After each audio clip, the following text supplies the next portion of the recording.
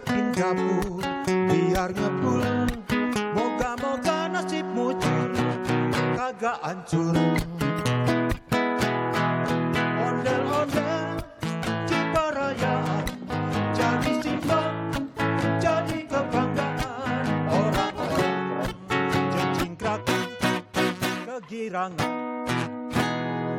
Kata tadi kamu mau jingkrak kegirangan. Oh, oke. Sebagai Kan gitu ya, paham bener nih. sebagai mantan, saya harus Assalamualaikum warahmatullahi wabarakatuh. Nah, harus Waalaikumsalam. gitu. Harus Bukan begitu mantan ya? ondel-ondel tapi ya. Tapi sebagai yang sering bertugas, saya tuh familiar banget sama keberadaan ondel-ondel yang memang krusial untuk sebagai apa namanya atraksi tolak bala dan lain-lain. Jadi sebenarnya it's more than ini sih atraksi keliling gitu sebenarnya. Bener, Jadi seneng melihat itu jadi bagian dari tradisinya Jakarta. Aku gitu. sendiri kan nggak asal Jakarta kan.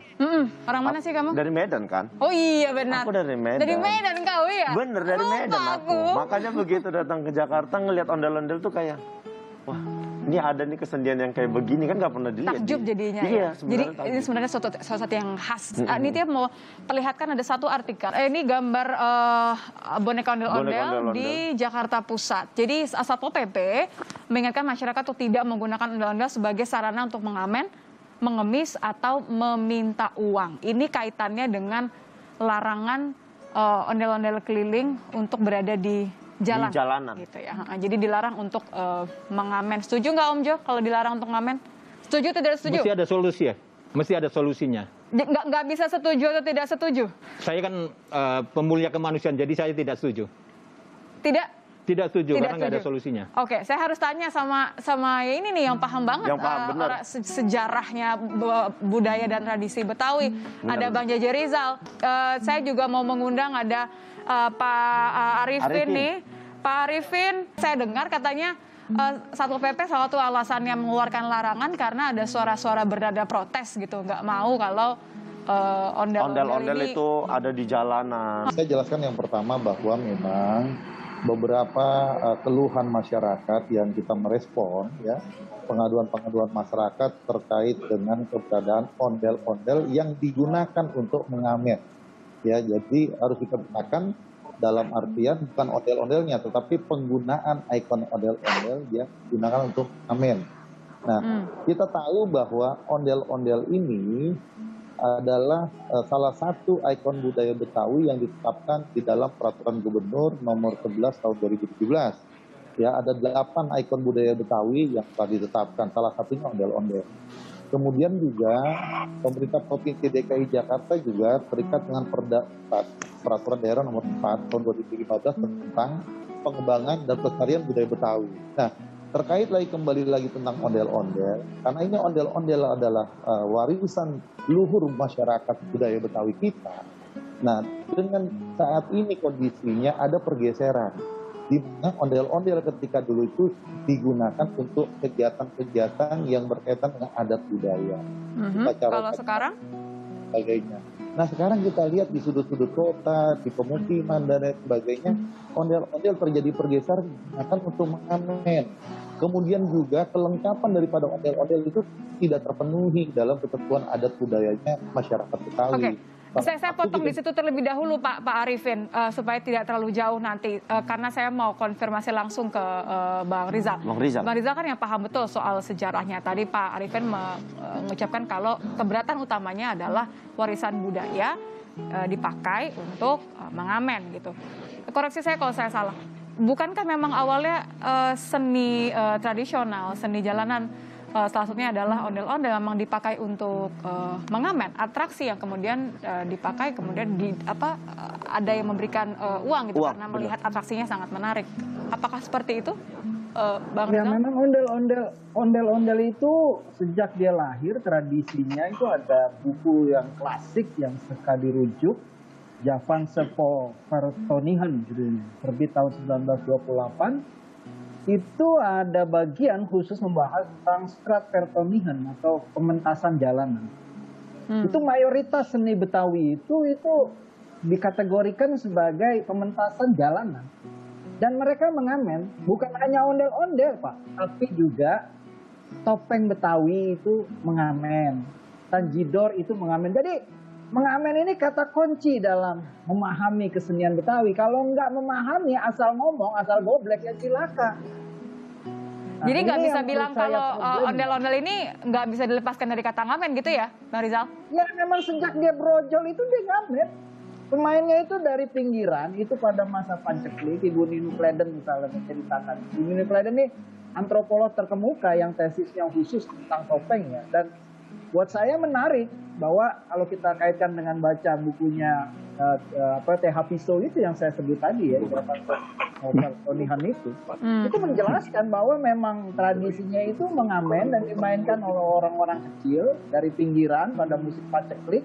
Mereka keluar masuk kampung, masuk kota, dalam konsep kanda wetan, kanda kulon begitu. Jadi hal pertama yang harus diingat adalah ini bukan kesenian Jawa, ini kesenian Betawi. Kalau misalnya Bapak itu menjadi kepala Satpol PP DKI Jakarta, Bapak harus paham, Bapak ini nggak di Jogja, Bapak nggak di Solo ya, Bapak ini di Jakarta, di Betawi. Itu nggak ada tradisi yang konsepnya seni adiluhung atau seni yang agung gitu. Ada seni yang lahir sebagai konsep sebagai seni jalanan, seni rakyat begitu. Jadi mesti hati-hati betul kalau tidak memahami. Menurut saya lebih baik nggak usah bicara karena bahaya. Oke. Misalnya, Iya, tapi Berarti ada yang salah paham atau gimana nih, Pak Arifin? Pak Arifin, soalnya ini pengaduan masyarakatnya nih, pengaduan dalam bentuk apa ini Pak? Terganggunya karena apa seperti itu? Ya, kita lihat begini, masyarakat budaya Betawi itu juga banyak. Masyarakat Betawi bukan 1-2 orang. Saya pun lahir sebagai orang Betawi, yang lahir di Jakarta dan juga ke Betawi. Jadi tahu betul bagaimana juga perkembangan ondel-ondel ya. Kita lihat sekarang ini ondel-ondel yang digunakan untuk mengamen itu keliling pinggir jalan, sepanjang jalan, mereka jalan. Kemudian dari pakaian yang mengamennya pun tidak menggunakan pakaian Betawi. Kemudian alat-alatnya yang digunakan bukan alat tradisional, hanya menggunakan speaker di bawah keliling. Ya, kemudian juga ondel-ondelnya kalau ketentuannya juga ada sebenarnya. Mungkin abang-abang kita juga lebih paham hal itu. Nah, ketika ondel-ondel itu dijadikan ngamen, berjalan sepanjang jalan, maka jalan-jalan yang dilintasi pun terjadi keluhan masyarakat ketika mereka menggunakan pada jalan tertutup, macet dan lain sebagainya. Kemudian terkesan seperti mengemis, pakaian seadanya, menggunakan anak-anak yang ikut mengamen, usia-usia masih belasan tahun. Berarti kita sepakat kalau bukan ngamennya, tapi cara ngamennya gitu maksudnya Pak Arifin? Kalau ngamen itu, setahu saya pada saat saya kecil, itu dia ada tempatnya. Dia tidak berjalan dari ujung ke ujung pemukiman. Ada tempatnya, dia berhenti di situ, dia ngamen. Orang kumpul di situ nonton. Kemudian orang memberikan, setelah itu selesai. Dia cari tempat lagi. Jadi bukan berjalan. Ya kalau ini kan berjalan sepanjang jalan, tempat-tempat semua didatangi semua untuk kemudian dia mengamen seperti itu. Dan ini sekali lagi kami pun dalam mengambil keputusan sudah mengundang beberapa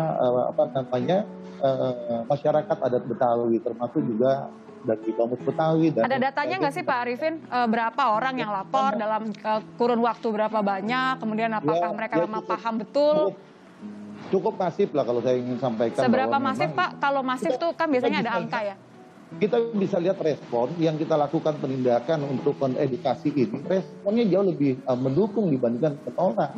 Jujur pribadi saya kan dari luar kota nih Pak, saya dari Medan. Saya kalau seandainya tidak ada ondel-ondel yang ngamen di jalanan ini, saya sendiri tidak tahu di mana tempatnya di Jakarta untuk bisa ngelihat kesenian ondel-ondel ini, Pak. Nah, ini harusnya mungkin ada solusi juga dari Satpol PP gimana, kalau mereka tidak ngamen ditempatkan di mana seperti itu. Itu sudah kami bahas bersama dengan Dinas Kebudayaan. Jadi peran Dinas Kebudayaan yang kemudian nantinya akan memanfaatkan ruang-ruang tempat-tempat mana yang bisa digunakan untuk teman-teman dari sanggar ondel-ondel untuk menempatkannya. Bukan berarti sekali lagi kita ingin mematikan daripada para pembuat ondel-ondel itu sendiri. Ya sebenarnya ini menurut saya yang kurang edukasi publiknya sama pemerintahnya. Karena dalam Kenapa gitu, Bang? yang panjang, kebudayaan itu nggak punya tempat di pemerintah kota dan di publik. Jadi menurut saya ini problemnya adalah ada yang nggak mengerti apa itu kebudayaan. tapi ngomong kebudayaan dan kemudian mengambil tindakan. Dan ini bukan kejadian hanya hari ini, jadi nggak perlu malu. Jadi ini pernah terjadi, saya ulang sekali lagi ya, tahun 54, 52 ada wali kota namanya Sudiro. Dia keberatan persis seperti Pak Arifin ini bicara, dianggap mengemis, tidak pantas, keluar masuk kampung, keluyuran di jalanan. Tapi banyak ahli akademisi ya, dari Pak James Dananjaya misalnya seorang antropolog terkenal UI bilang, kalau kita mau cari asal usul kematian kebudayaan Betawi, maka kita bisa lihat dari tindakan yang dilakukan oleh wali kota Sudiro karena tidak paham tentang kebudayaan, tapi berpikir tentang kota yang steril, kota yang tidak pantas untuk seni kerakyatan, ya. Maka kemudian kita kehilangan satu medium yang bagian dari festival memori publik kerakyatan di Jakarta dalam periode yang panjang. Ondel-ondel itu, tanjidor, topeng itu mati. Karena mereka bagian dari seni pentas jalanan. Karena tindakan dan pikiran yang keliru, tapi dijadikan kebijakan politik. Baru nanti hidup lagi di tahun 70 ketika Bang Ali itu memimpin. Tapi itu juga dilokalisir. Nah ini yang kita diskusikan tadi melokalisir kan. Jadi dari ruang publik yang menjadi ruang dari tumbuh berkembangnya ondel-ondel, topeng, itu mau dilokalisir. Jadi kecondet, kesetu babakan, begitu. Mereka ini bukan komunitasnya, bukan habitatnya mereka itu dilokalisir. Mereka itu mengamen. Jadi pertanyaan saya yang terbesar adalah di mana tempat penghormatan terhadap tradisi yang menyejarah di sini. Oke. Pertanyaan Bang Rizal, boleh nanti ditanggapi sama Pak Arifin setelah jeda. Kita minum dulu lah sebentar, lanjut lagi habis ini. Yang dipakai ngamen di jalan itu hanya ratusan ribu. Dan banyaknya nggak standar ya Bang ya?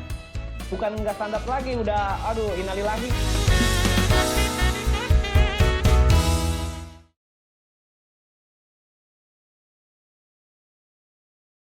Halo, saya Mercy Tirayo, presenter program Update Corona.